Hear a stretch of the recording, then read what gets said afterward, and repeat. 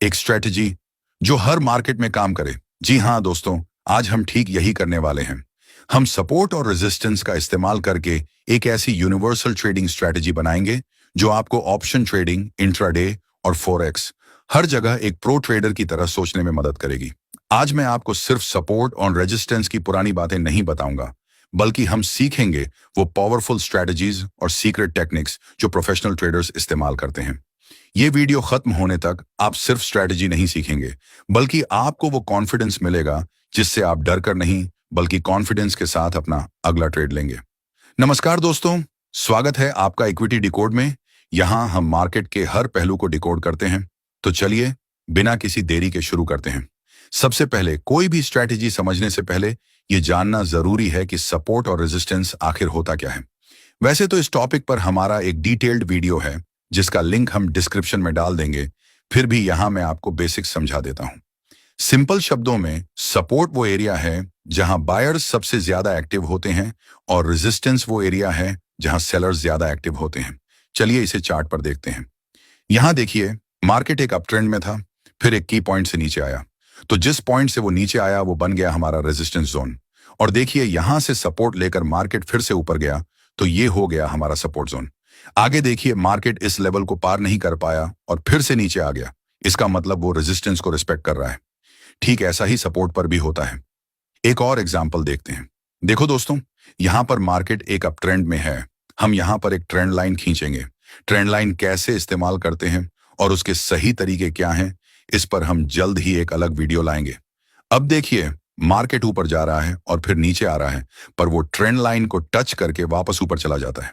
बार बार ऐसा ही हो रहा है और हर बार प्राइस ट्रेंड लाइन पर बने सपोर्ट से ऊपर की ओर जा रहा है। ठीक इसी का उल्टा रेजिस्टेंस में होता है, जहां प्राइस नीचे जाता है। आप देख सकते हैं कि मार्केट एक डाउन ट्रेंड में था और एक की पॉइंट से बार बार नीचे जा रहा है। यहां पर जो ट्रेंड लाइन है उसे टच करके मार्केट नीचे ही जा रहा है, तो ये बन गया एक रेजिस्टेंस लेवल। तो दोस्तों, आपने देखा कि कैसे एक ट्रेंड लाइन पर भी सपोर्ट और रेजिस्टेंस बनते हैं और मार्केट उन्हें कैसे रिएक्ट करता है। Triple tap breakout strategy.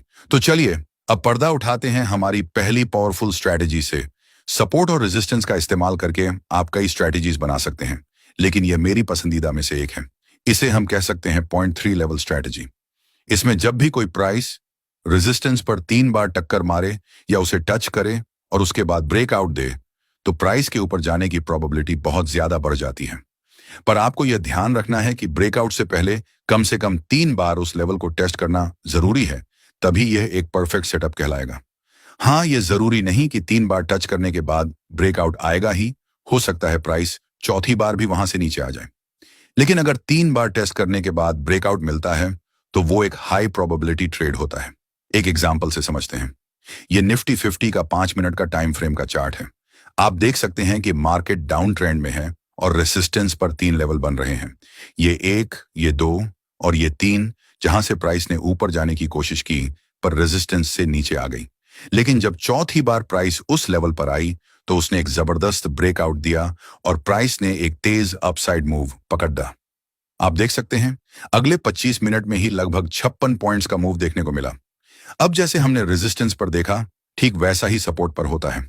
जब प्राइस 3 बार सपोर्ट लेवल को टेस्ट करे और उसके बाद ब्रेकडाउन दे, तो प्राइस के नीचे जाने के चांसेस BRH जाते हैं। तब आपको शॉर्ट सेल करने के बारे में सोचना चाहिए। अब इसे चार्ट पर देखिए। मार्केट अप ट्रेंड में है और प्राइस एक ही लेवल पर बार बार रिएक्ट कर रहा है। इन 3 पॉइंट्स पर मार्केट ने सपोर्ट लिया, पर चौथी बार जब प्राइस उस लेवल पर आया, तो उसने ब्रेकडाउन दे दिया और प्राइस तेजी से नीचे चला गया। लेकिन क्या यह स्ट्रैटेजी 100% काम करती है? बिल्कुल नहीं। कोई भी स्ट्रैटेजी 100% नहीं होती। कभी कभी आपको फेक ब्रेकआउट या फेक ब्रेकडाउन भी मिलेंगे, जिसे हम फेक आउट भी कहते हैं। तो इनसे कैसे बचना है और इन्हें कैसे पहचानना है, यह मैं आपको वीडियो के अंत में बताऊंगा, इसलिए वीडियो को अंत तक जरूर देखना। The range breakout strategy. अब हम समझते हैं हमारी दूसरी स्ट्रैटेजी को, जो खास तौर पर साइडवेज मार्केट के लिए बनी है। इस स्ट्रैटेजी में मार्केट एक रेंज में फंसा होता है और फिर किसी एक तरफ एक बढ़ा मूव देता है। चलिए इसे चार्ट पर देखते हैं। देखो, यहां पर मार्केट साइडवेज चल रहा है। इस रेंज में ये नीचे वाला सपोर्ट जोन है और ये ऊपर वाला रेजिस्टेंस जोन है। मार्केट इन्हीं दोनों के बीच घूम रहा है। आप देख सकते हैं, मार्केट ने 3 बार सपोर्ट और रेजिस्टेंस को टच किया है और जब चौथी बार रेजिस्टेंस पर आया तो प्राइस ने उस लेवल को ब्रेक कर दिया और एक बढ़ा अपसाइड मूव दिया।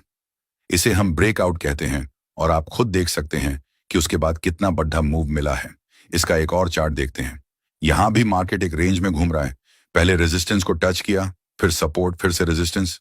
ऐसा 3 बार हुआ। फिर चौथी बार जब प्राइस सपोर्ट पर आई तो उसने सपोर्ट को ब्रेक कर दिया और एक बढ़ा डाउनसाइड मूव दिया। इसे हम कहेंगे ब्रेकडाउन। और ये 5 मिनट के टाइम फ्रेम का चार्ट है। यानी आप सोच सकते हैं कि कुछ ही मिनटों में शॉर्ट पोजीशन के लिए कितना बढ़ा मूव मिला है। Volume conformation. जैसा मैंने पहले कहा था कि कभी कभी फेक सिग्नल भी मिलते हैं, तो उन्हें कैसे पहचानें? इसका एक सीक्रेट तरीका है, वॉल्यूम। जब भी आप यह स्ट्रेटेजी इस्तेमाल करें तो उसे वॉल्यूम के साथ कंफर्म करें। इसी चार्ट पर हम वॉल्यूम इंडिकेटर को अप्लाई करते हैं।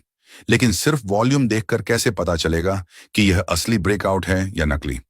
इसके लिए आपको वॉल्यूम इंडिकेटर की सेटिंग्स में जाकर मूविंग एवरेज वाले ऑप्शन को टिक करना है। अब आप देख सकते हैं कि वॉल्यूम बार्स के ऊपर एक लाइन आ चुकी है।